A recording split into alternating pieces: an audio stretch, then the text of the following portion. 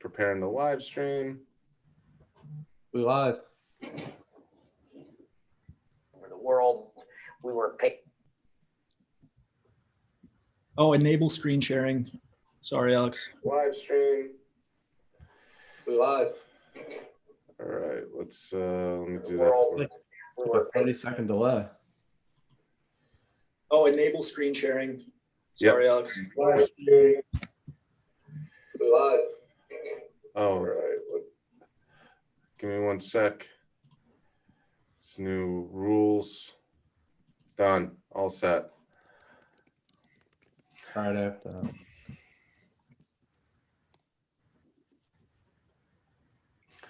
All right, welcome, folks. It's Wednesday afternoon, December 16th. Hope you're doing well. We wanted to hop on here and do a little live stream, go through some technicals of what's happening in the markets right now. I mean, most of you woke up to a glorious pop in Bitcoin. I wasn't expecting it to be that powerful, but I was really happy when I looked down at my phone during morning coffee. And this is showing no real stopping right now. So, before we, forget it. Let's just, CJ, take us to the charts to show us what's happening. My pleasure.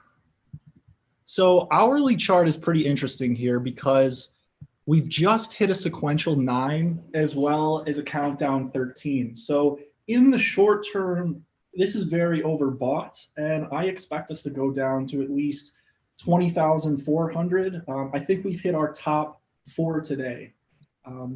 Monty, you want to talk a little bit about the 1 hour chart? Yeah. I hate to be that guy that kind of rains on the parade here. Mr. Short. Mr. Short. No, listen, I'm not going short here. I'm not going short, but I did actually take a little bit of profit because of the things that CJ just mentioned. So we hit that green 9 on sequential. It's a bit of a doji candle as well. So for me, it's indicative of a reversal. Something we actually talked about a lot is how when you get that green 9, the reversal isn't always imminent. You may get a couple more days of bullish price action or mixed price action before the reversal comes. And this green 9 for me, in confluence with the countdown 13, is indicative of, like CJ said, we are overbought on the short-term time frame. Now, that being said, we've also talked a lot about how on the macro perspective, we're kind of in a parabolic uptrend right now. And we think that this is kind of the uptrend that could lead to the new highs of 50 to 100K that we've talked about. Now, I kind of tend to agree with CJ here that this is going to be a reversal because of the technical factors and sequential being overbought. So as nice as this kind of unexpected uptrend has been, I do really anticipate that we're going to kind of correct back below 20K. And I think there will be more buying opportunities below 20K in the near future. So when you talk about like buying opportunities below 20K in the near future, how far down do you think that Bitcoin might drop? So like, should I wait until it hits 19K or 18K or perhaps 15.5? Like, where should I be buying? Wow, how did I know you'd work that in there? I hate to break it to you, Ryan, but I really don't see it going back to 15.5. I mean, don't get me wrong. I, as a buyer of Bitcoin, would be very happy to see it because I would gobble up as much as I can. But just taking a step back and looking at the value proposition of Bitcoin, I don't see it dipping below 17.5 anytime soon. I think we're due for a correction here due to the overbought nature of the market currently, but definitely I can't see it dipping below. Right now, I don't see it below 18K because I just think buyers are too eager to scoop it up right now, and that would be too good of an opportunity. So yeah, I'm looking at more of a target of like 19.5, maybe 18K optimistically. Agreed. And the reason why I think we don't see levels such as 14 and 15K as being likely is just because the on-chain volume when it comes to Bitcoin being moved off of exchanges is very, very high. So ultimately what that does is create somewhat of a scarcity of Bitcoins that are actually held on exchanges. So when we get a rush of buy pressure, it's even more pronounced. So I think there's a little bit of a floor between of long-term holders, and that's why I don't think we're going to get levels such as 14 or 15K. I think we're going to pull back to below our current level and to below 20K. I mean, if we look at this 9 and this 13, it's pretty indicative that we're at least going to pull back to below current levels. And by current levels, I mean 20K 500 or even just 20K flat. Now, do you think this rally, a lot of people have said it's mostly attributed to an uptick in institutional adoption. You saw the announcement from Ruffer earlier today about all the Bitcoin they've bought. You have the CME announcement earlier today supporting ETH as well, which is which is a testament to broader adoption in the digital asset markets as a whole, which of course benefits Bitcoin. Do you think that institutions are driving this rally, or do you think that ultimately the retail FOMO trade will kick in and that'll keep it from dropping too far below where it is now? Yeah, I don't think that there's any doubt that the institutions are playing a huge role in this bull market. And I think a kind of an indication that this is actually the case is the fact that the drawbacks during this bull run have been so much less significant. So this kind of is another reason why I don't really think your level of around 15.5K is going to happen, Ryan. Because I think that I respectfully disagree. I just want to say, Monty, and remember where you stopped there. I just want to say that in that poll that was put out today, 15.5, I believe, is still in the lead as the most voted on. Just saying. Well, Ryan's a convincing guy, so that doesn't surprise me too much. But I mean, yeah, like I was saying, I think that this kind of institutional money is a large reason why we're not going to retest those levels, because these guys are just sort of putting it on the balance sheet, thinking long term. And there's lots of, like CJ said, metrics that support this fact, like the amount of wallets with over 1,000 Bitcoin. Money is kind of flowing out of exchanges. So it seems like people are kind of in this for the long term, which for me is kind of an indication that the drawbacks are going to be less significant than what we've seen in the past. One thing I've seen, sorry to cut you off, CJ, but one thing I've seen cited so many times online, and this is something that so many people put so much credence in, stock to flow.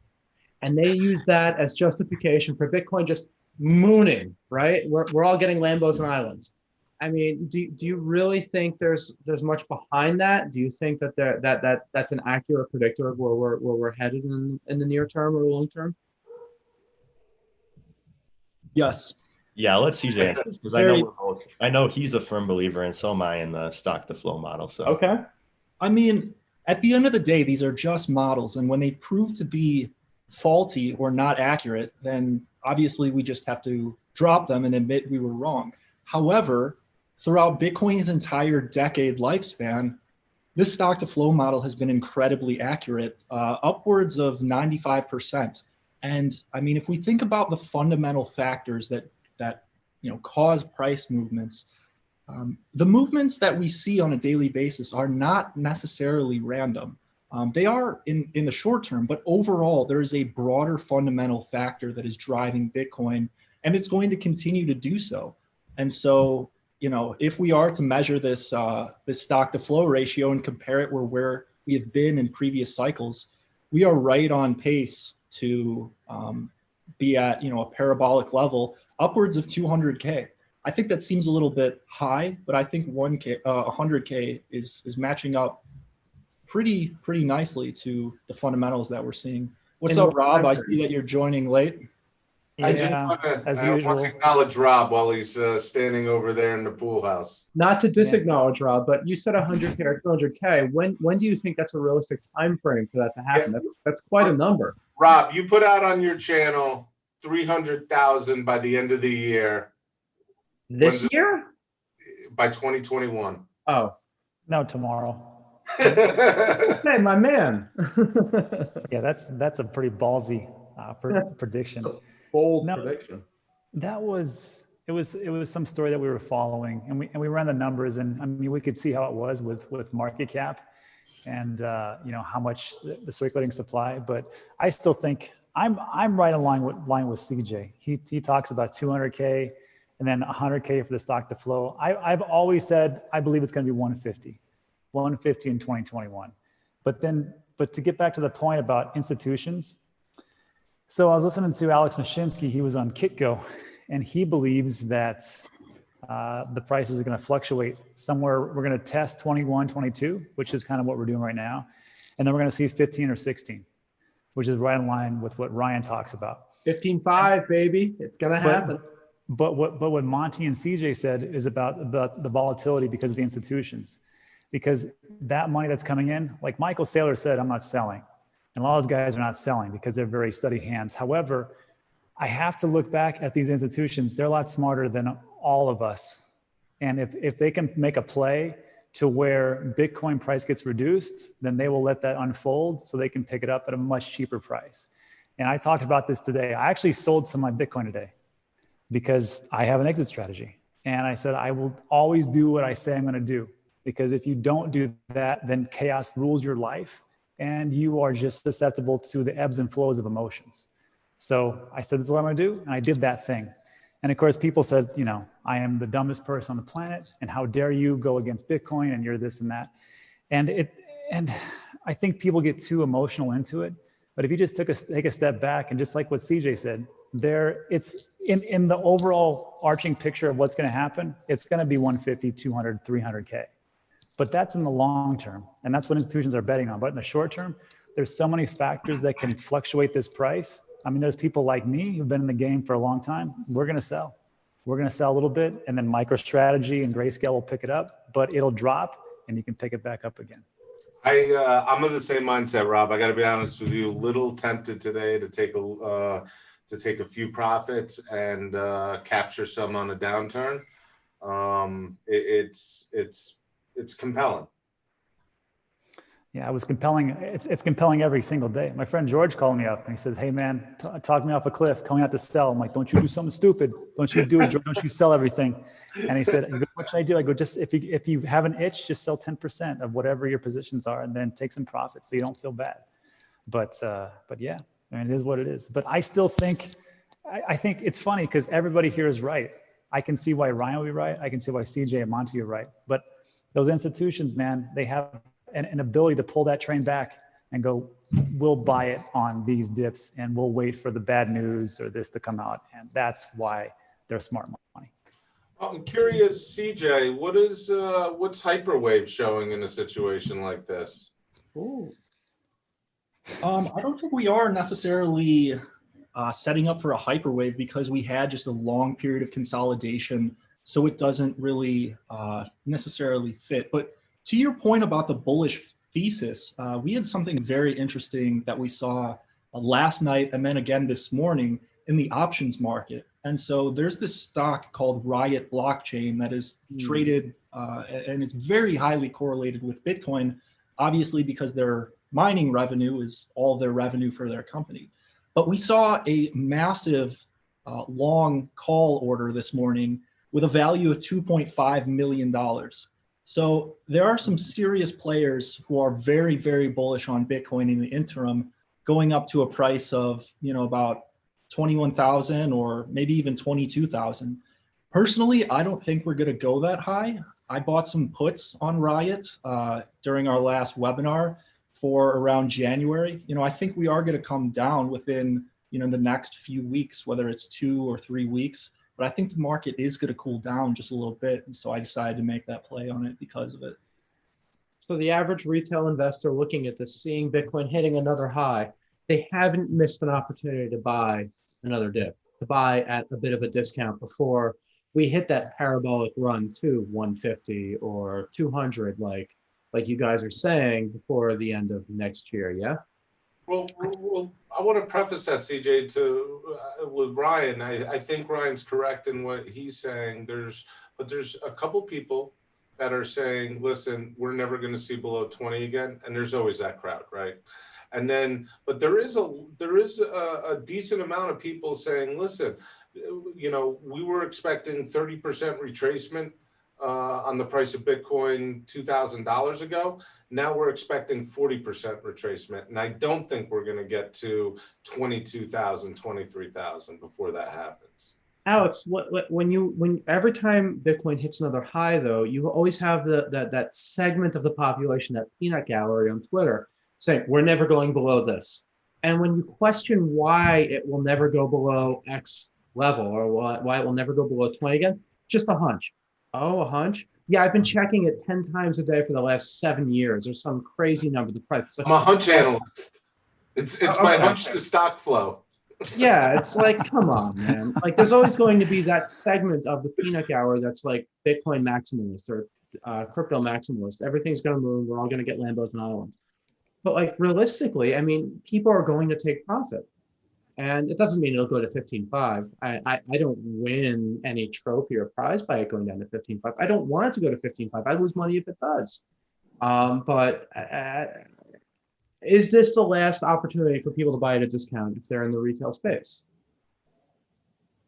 No, I definitely don't think it is. And I mean, it's kind of hard to take that mindset, especially when you're looking at these macro models all the time, like stock to flow, where we're predicting such massive highs of 100 to 200K. And I do think that is definitely a reality. But also, if you look at the stock to flow, there's such interim volatility. And like Rob said, I think what's going on is just people have an exit strategy. They need to take profits at certain points. Like I said earlier in the show, I actually did take some profit today. So I'm in the same boat as you, Ryan. I don't have a whole lot to gain from it going back to 15.5. I would love to see that, in the sense that that's a great buying opportunity, but there is no real arbitrary number where I don't think Bitcoin's going to dip below. I just feel like, as a buyer, the psychology of the market would really react well and kind of gobble up anything below 18K at this point, because it does feel like, people still have those macro miles in mind with those lofty predictions of upwards of 200K. So I think anywhere in this range is still a great buy if you understand those macro models. So I do think there's going to be another chance to buy below 20K, but I don't see it going much below 17.5. Well, let's talk about Ethereum for a second, because Ethereum is following the same off the chart hockey stick that Bitcoin is today. But the thing with Ethereum is, and as our title may suggest in a few of the tickers we're going to cover, is that it's rising the tide. It's lifting all the boats, as our friend Rob likes to say.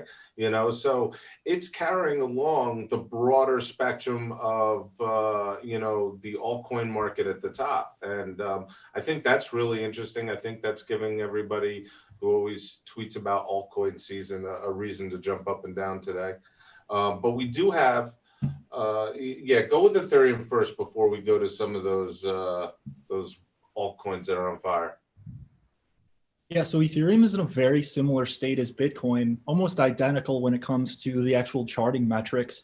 We're on that 9 that is concerning on the weekly chart, and we're still kind of building momentum on the daily chart. So there's not much of a significant difference between Ethereum and Bitcoin. And like Ryan mentioned earlier, I don't know if we were live for this, but Ethereum options on the CME are going to be implemented. I think that'll be huge for institutional adoption and the legitimacy of Ethereum and possibly even DeFi. I think that's big news, man. Huge. Yeah, huge news. And it's just going to, when you start getting the players like Bach and the CME dealing in it, and ED&F Man, the big power brokers in the regulated options market dealing with it, that's just huge adoption opportunity right there. Now, one of the things I want to kind of hit on are some of these tickers that are riding along on the wave, and we have a few of them that are pretty substantial actually in price. UMA is the first one I want to touch on, up nearly 30% in the trailing 24 hours. UMA is one of those DeFi coins that kind of just tanked out after the rush at the beginning of September, end of August.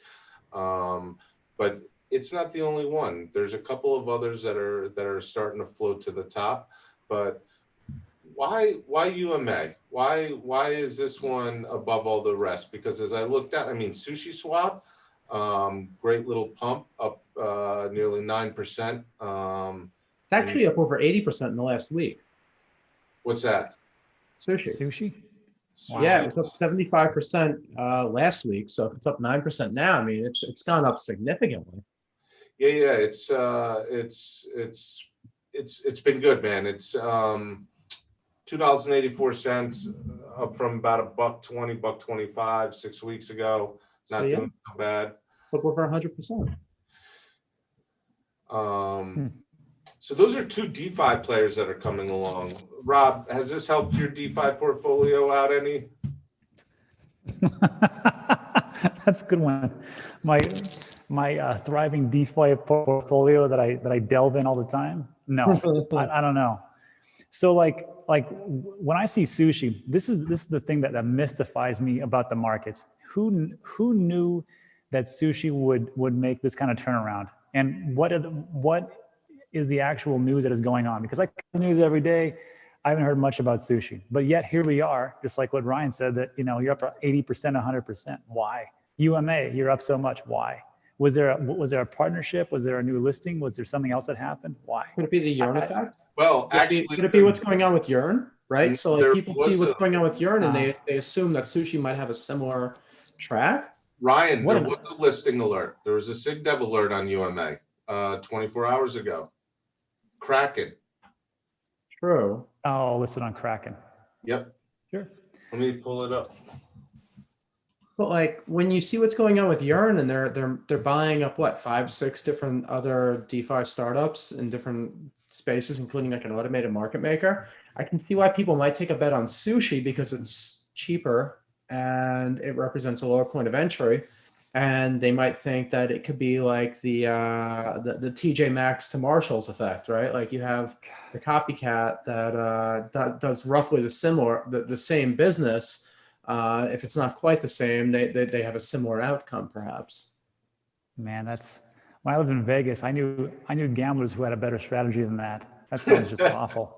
You haven't seen enough crypto markets then. We're all gamblers. We're all gamblers. What are you talking about? Degenerates. Degenerate at best. I don't get it. This is a chart I like to bring up a lot because it's a DeFi index of perpetual futures contracts. And I think it does a nice job of summarizing the DeFi space collectively. And so many assets that we talked about, like Yearn, Sushi, all of these like exotic players really bottomed. And I think that this is going to be the low that we made in earlier November. Ever since, the trend has just been bullish and has made some nice higher lows, and we continue to make these bullish movements. So I think we did put in a low back here in early November, and I think the DeFi market is just going to continue trending. It's looking nice. What day was that low in November? Just out of curiosity. What specific date? The 4th. 2 days after my birthday. That's the only reason I asked. Well, another one I want to talk about is one of Rob's little darlings, THETA. THETA up 9.2% about in the last 24 hours, as well as this one. This one was coming. Nice. This one was gonna happen. They just put out they did an update. Two things. One is they're going to have smart contracts in their platform. And the second thing is to stake for a node, to have a guardian node. It used to be that you had to have 10,000 THETA tokens. They changed that to only 1,000. Look at that handsome devil. Yeah, are you, Rob, I know you, oh boy, look at, that's Ryan's date tonight. The chain mascot. Rob, look at that jacket, nice. You've gotten into staking, and that's actually probably an understatement. I mean, you've like fallen into the pool of staking. That, and you also you video on the THETA network, right? Yeah, we did too. So we started our Cardano staking network, our Cardano staking pool, 8 days ago, and we're almost at 10 million delegates, or 10 million Cardano. And then no. Sorry, I think it's like 8.5. It's not by 10. And then for the Theta came about, and I just said, well, at some point I got to do it, because I had just purchased my 10,000th Theta token, and just like the next day they announced, oh, it's only 1,000. So I was like, well, I can do this. So then it's super easy with the Cardano staking pool. That is way beyond me. I have partnered up with a couple of gentlemen who are way more technical than I am, because I can't do that. And we use the Microsoft cloud-based Azure network for that pool. But that is another level. But if anybody wants to like stake their Theta, super simple. I mean, it takes like 5 minutes. So are you staking Theta then on your own? Yep, on my own. But it's on your but it's very glitchy, because it's on your computer. It has to be up 100%. There's some syncing issues. It's the same type of thing with every new technology. So if you want to do it, you can make T-Fuel, and you can do it in the comfort of your own home. However, it's very glitchy right now, I think. All right. So that's that. But Cardano staking pool, that's I think the next big play. And with Charles Hoskinson talking about how he believes that DeFi is the future, and he's going hard into it, I think it should be great.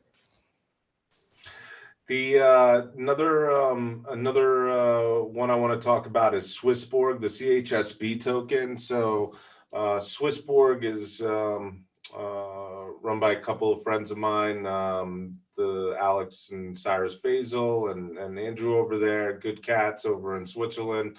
And they've been killing it. I know they've been killing it as a broker, and just they're like the European equivalent of Voyager. And their user numbers just keep growing. I'm really happy to see they hit an all-time high in this market as well. Currently on CoinMarketCap for growth at number 4 at 10% today, 33.6% for the week on the CHSB token.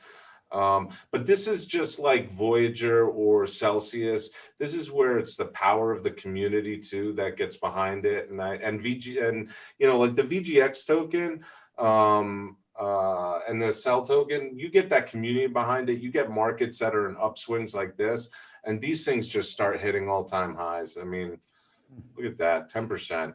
Nice. That is good. Good. Where's VGX and Cell in comparison to this one, CJ? In terms of market cap, you mean? In terms of any sort of price action over the last 24 hours. Look at that, Voyager token up 10%. I was gonna say, I know Voyager token's up similar. I hold quite a bit of it. Well, you follow it because it was dogging you for a little while. It was. It's treating me better lately, though. We'll have to pass that along to Steve. He didn't want to pick up your phone calls a couple of weeks ago. Not just joking. He took those DMs a couple days ago, though, with the XRP airdrop. Like he was Johnny on the spot. All credit to him. Instant answers. Thank you, Steve.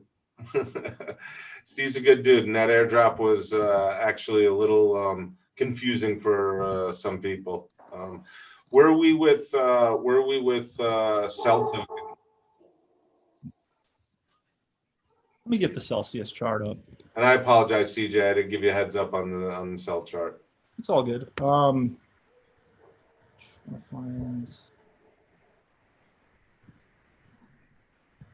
I mean, this thing has just been suspiciously bullish. Good God. Yeah, it's just made a huge run since the beginning of the year. Oh my God, Celsius token. I think it's up like 3,000%. Okay. Now, Rob, you are. I like to say, if we're in the news business, I would say that Rob is our man on the street, and one of the companies he covers is Celsius. What do you think? What do you think is part of is behind this super parabolic run for the year on Cell token? It can't be Alex Mascioli's personality. I love Alex. I think he has a great personality, but that's not driving this price like this. Effervescent as he is. You know what? When I had Alex on the show, I told him, I said, Alex, I go, you're like a politician. You have your talking points and you stick to those points and you hit them every single time. I've interviewed him twice And it is the same consistent message every single time. But the way that he does it, I mean, it's pretty impressive. As far as like why Celsius is going up, I mean, look, they haven't changed anything. It's anybody's guess. There is one thing that he does very well on Twitter. If you follow him on Twitter, he can bag on the best of them. He will talk down about anybody. Like BlockFi is always in his crosshairs, and he's always like, "You didn't do this, and I did this better," and da da da. And maybe it's just a testament to like the drama that people like. I have no idea, but I mean, the token itself, I couldn't even tell you really. Marketing, good marketing. I mean, that goes a long way. It got Windows past Mac back in the 90s, right? This is very true. The marketing goes a long way. Yeah, and you know what else though? He's as prolific as, I mean, he's more prolific than Steve. Steve from Voyager, he will answer DMs and take care of things, but Alex is doing a YouTube AMA almost every single day, and people are bombarding him, huh? Yeoman's work. Like he's just putting the time in, the effort. Like he's one of the hardest working men in crypto. Well, that's why they call him the machine. I mean, he does it. He gets out there, and maybe he's like just like Steve Jobs. Yeah, and crypto, I mean, we've seen in the past, marketing and community are two things that are largely important, and Celsius has them both. So. Oh yeah, I learned the hard way. One time I said I did a Twitter thing. I tweeted out something about like, the question is asked, is Celsius a scam? Oh my God. I almost got banned from Twitter just for saying that, just for even mentioning, it was blasphemy. And then of course, and you know what happened? Like 2 days after that, I get an email from Celsius. Rob, would you like to have Alex on the show? I'm like, son of a gun. All right. They're on it, man. The Cell Army. Hey, Rob, did you see Celsius is coming to Texas? What? Opened up an Austin office. No way. Oh, yeah. Cool. I'll have to swing by and see what's going on with all my investments. That's a problem. Rob at the door every morning. Hey, where's my 20 XRP that I lent you? Yeah, exactly. CJ, what do we got going on with Zill, which was the last one I wanted to cover before everybody can hop in and with their own. But Zill, now I don't trade Zill, so I don't particularly follow it extremely close like some others. Who here's been is a Zill holder? Rob? I used to hold Zill, but I mean, they're one of the first ones that did proof sharding, right? Proof of stake and sharding. And then also, if you stake Zilliqa right now, I think it's like super high, like 18 to 22% yield. What? Huh? So that's one of the reasons why. Okay. Wow. Also, earlier in this week, we got an invitation from Tom Lee. Unfortunately, we didn't make it, but he gave this presentation, as well as a lot of the high-ranking members of Fundstrat on Zilliqa, and how they think it's going to capture a large portion of this particular market that it's going after. So Fundstrat and Tom Lee are very bullish on Zilliqa, which is unusual for a random altcoin such as this. But I'm definitely going to go back and look at their fundamental research of what they've done. But that staking that you mentioned, Rob, is pretty eye-opening. Why is their staking so high? Yeah, it's ridiculous. I don't know. Who knows? It's always, everything's high in the beginning. Is it sustainable? That's the real question. Yeah. I don't know. But Zilliqa, I mean, I don't know. I mean, I wonder why they are. Well, CJ, here's the question. What was the niche or the niche that they were kind of wedging themselves into? Was there a specific niche that they were going for, or is it like more broad? I don't know yet. I have to do more research. Oh, okay. I think that'd be the interesting thing. I mean, if they find a niche that really needs a solution, okay, I could see it. Interesting. Rob, what videos do you have coming out today for everybody to listen to?